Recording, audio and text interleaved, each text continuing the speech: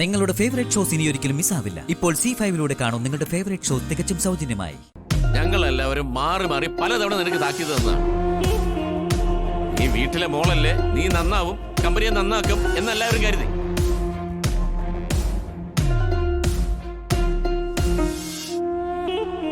അപ്പൊ നീ എന്താ ചെയ്യുന്നത്? എങ്ങനെയും കമ്പനി പൊളിക്കുക അല്ലേ? അതിനല്ലേ നീ ശ്രമിക്കുന്നത്?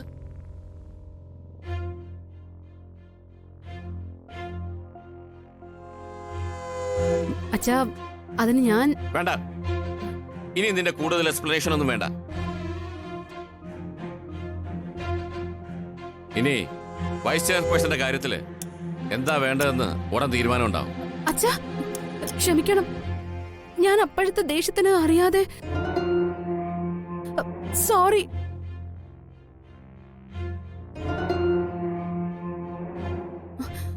ആദ്യേട്ടാ, അങ്ങനെ ഒരു കടുത്ത തീരുമാനം വേണോ?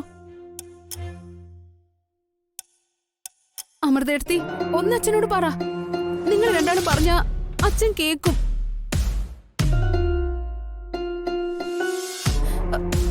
അമ്മേ, ഞാൻ എന്തെങ്കിലും അവിവേകം കാണിച്ചിട്ടുണ്ടെങ്കിൽ പൊറുക്കണം.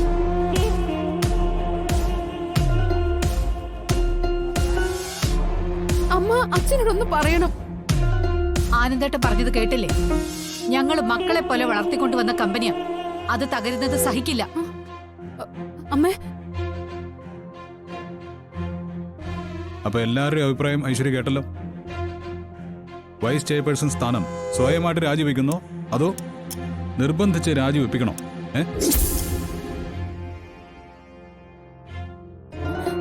അമ്മേ, ഇല്ല. എന്താ ഇത് ഐശ്വര്യ? വേണമെങ്കിൽ കൊന്നോ.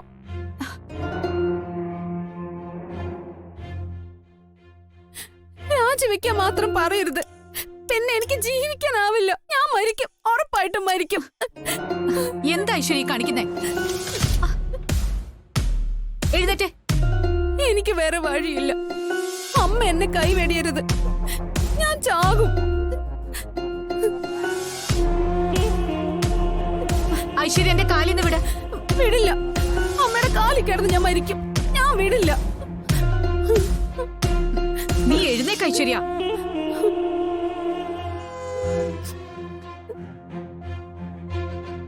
എന്തായാലും എനിക്ക് വേണ്ടി ഇവിടെ എല്ലാരും ഒരു വട്ടം കൂടി ഇവളോട് ക്ഷമിക്ക്. ഇനി വലിയ പ്രശ്നം ഉണ്ടാക്കാതെ ഞാൻ കൂടി നോക്കിക്കോളാം.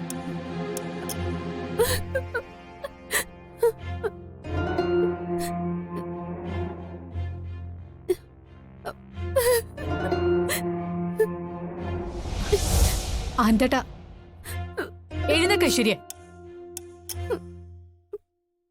അമ്മ, എന്നെ ഉപേക്ഷിക്കല്ലേ. ഞാൻ സാവകാശം ആനന്ദേട്ടനോട് സംസാരിക്കാം, വേണ്ടത് ചെയ്യാം. ഉറപ്പാണോ അമ്മ? അതെ. എല്ലാവരും പറഞ്ഞത് കേട്ടല്ലോ. ഇനി കമ്പനിയിൽ നിന്റെ ഭാഗത്തു നിന്നും ഒരു കുറ്റം ഉണ്ടാവാൻ പാടില്ല. ഞാൻ ഏറ്റമ്മേ. ആദ്യോട് ഞാൻ പറഞ്ഞ് ശരിയാക്കാം. നല്ല അമ്മ. ശരി.